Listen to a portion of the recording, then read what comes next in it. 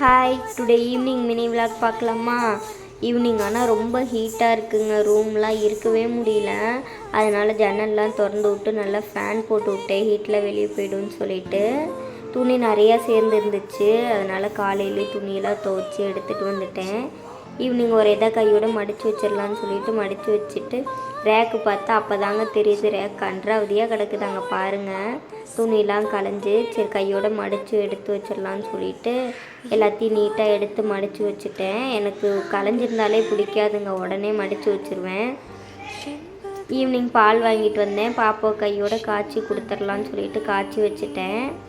இந்த மீனுக்கு தண்ணி மாற்றவே மறந்துட்டுங்க, ஊருக்கு போயிருந்தேன்.